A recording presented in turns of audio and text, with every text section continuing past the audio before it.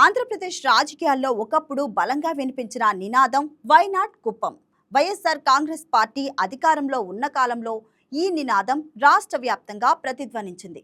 Party అధినేత వైఎస్ జగన్మోహన్ రెడ్డి స్వయంగా పలుమార్లు ఈ నినాదాన్ని అందుకున్నారు.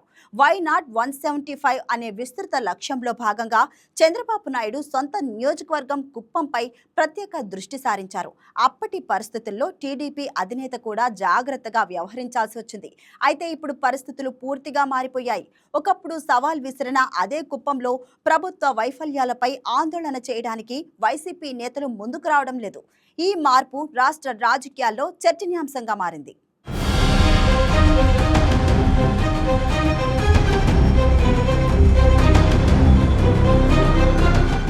ఒకప్పుడు వై నాట్ 175 అనే నినాదం ఆంధ్రప్రదేశ్ రాజకీయాల్లో హాట్ టాపిక్గా మారింది. అలాగే వై నాట్ కుప్పం, దీనిపై కూడా వైసీపీ దూకుడుగా ప్రచారం చేసింది. సీఎం టీడీపీ అధినేత చంద్రబాబు నాయుడు సొంత నియోజకవర్గమైన కుప్పాన్ని టార్గెట్ చేస్తూ వైసీపీ నేతలు చేసిన రాజకీయ వ్యాఖ్యలు అప్పట్లో తీవ్ర చర్చకు దారితీశాయి. చంద్రబాబును కుప్పంలోనే ఓడిస్తామని వైసీపీ నేతలు పదే పదే సవాల్ చేశారు. కానీ ఎన్నికల ఫలితాలు మాత్రం ఆ అంచనాలను తలకిందులు చేశాయి. 2019 ఎన్నికల ఫలితాల తర్వాత కుప్పంపై వైసీపీ ప్రత్యేకంగా దృష్టి పెట్టింది. రాష్ట్ర వ్యాప్తంగా టీడీపీ బలహీనపడిన పరిస్థితులను తమకు అనుకూలంగా మలుచుకోవాలని భావించిన వైసీపీ చంద్రబాబు సొంత నియోజకవర్గంలోనే ఆయనను ఇరుకొన పెట్టే వ్యూహాన్ని రూపొందించింది. ఇందులో భాగంగానే వై నాట్ కుప్పం అనే నినాదాన్ని బలంగా ప్రజల్లోకి తీసుకువెళ్లింది. స్వయంగా అప్పటి సీఎం వైసీపీ అధినేత జగన్ కూడా పలు సందర్భాల్లో ఈ నినాదాన్ని ప్రస్తావించారు. 175 అసెంబ్లీ స్థానాల్లోనూ విజయం సాధించాలన్న లక్ష్యంతో రూపొందించిన వై నాట్ 175 వ్యూహంలో కుప్పానికి ప్రత్యేక ప్రాధాన్యత ఇచ్చారు. చంద్రబాబు వంటి సీనియర్ నేతను ఆయన సొంత నియోజకవర్గంలో ఓడిస్తే అది టీడీపీపై మానసిక ఆధిపత్యానికి దోహదపడుతుందని వైసీపీ భావించింది. ఆ వ్యూహంలో భాగంగానే అప్పటి మంత్రి పెద్దిరెడ్డి రామచంద్రారెడ్డి కుప్పం రాజకీయాలపైన ప్రత్యేకంగా దృష్టి సారించారు. తన సొంత నియోజకవర్గం పుంగనూరుతో పాటు కుప్పంపైన ఆయన దృష్టి పెట్టారు. స్థానికంగా పార్టీని బలోపేతం చేయడానికి ప్రయత్నించారు.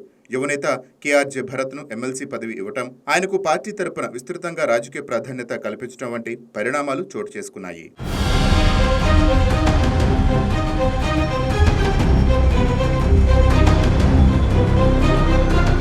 ఒక దశలో కుప్పం వైసీపీకి రాష్ట్ర రాజకీయాల్లోనే కీలక ప్రయోగంగా మారింది.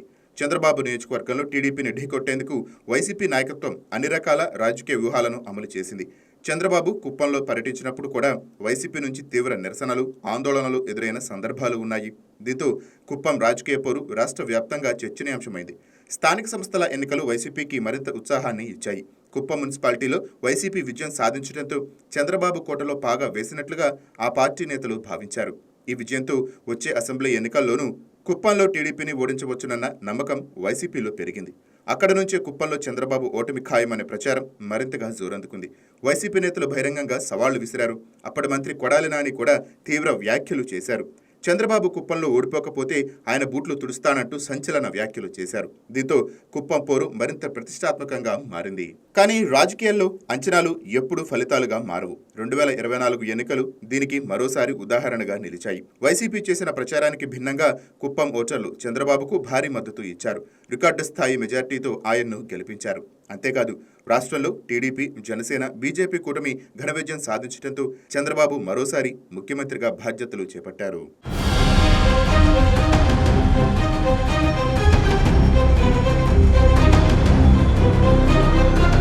ప్రస్తుతం కుప్పంలో ప్రభుత్వానికి వ్యతిరేకంగా నిరసనలు, ఆందోళనలు చేపట్టాల్సిన సమయంలో వైసీపీ రాష్ట్ర స్థాయి నేతలు పెద్దగా కనిపించకపోవడం ఆ పార్టీ శ్రేణుల్లో చర్చకు దారితీస్తోంది. ఒకప్పుడు చంద్రబాబు కోటను బద్దలు కొడతామని ప్రకటించిన నేతలు ఇప్పుడు కుప్పం వైపు ఎందుకు చూడటం లేదన్న ప్రశ్నలు వినిపిస్తున్నాయి. ఇటీవల వైసీపీ రాష్ట్ర వ్యాప్తంగా దగా డిఎస్సీ పేరుతో ఆందోళనకు పిలుపునిచ్చింది. డిఎస్సీ 2025లో అక్రమాలు, అవకతవకలు జరిగాయని ఆరోపిస్తూ ప్రభుత్వం తీరును నిరసిస్తోంది. అన్ని నియోజకవర్గాల్లో నిరసనలు చేపట్టాలని పార్టీ శ్రేణులకు సూచించింది. ఈ కార్యక్రమంలో భాగంగా కుప్పంలో ఎమ్మెల్సీ కేఆర్జే భరత్ కూడా నిరసనకు సిద్ధం అయ్యారు. అయితే పోలీసులు అనుమతి ఇవ్వకపోవడంతో ఆయన ఇంట్లోనే నిరసన చేపట్టాల్సి వచ్చింది. ఈ ఘటన మరోసారి కుప్పం వైసీపీ రాజకీయ పరిస్థితిని చర్చలోకి తెచ్చింది. ఎందుకంటే ఒకప్పుడు ఇదే భరత్కు వైసీపీ అధికారంలో ఉన్న సమయంలో పార్టీ అగ్రనేతల నుంచి భారీ మద్దతు లభించింది.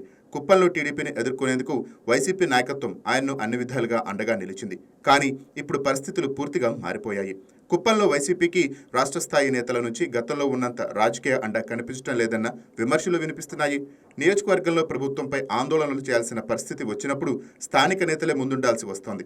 రాష్ట్ర స్థాయి నాయకత్వం మాత్రం పెద్దగా జోక్యం చేసుకోవటం లేదన్న చర్చ జరుగుతోంది. ఇదే అంశం ఇప్పుడు వైసీపీ రాజకీయ వ్యూహంపై ప్రశ్నలు లేవనెత్తుతోంది.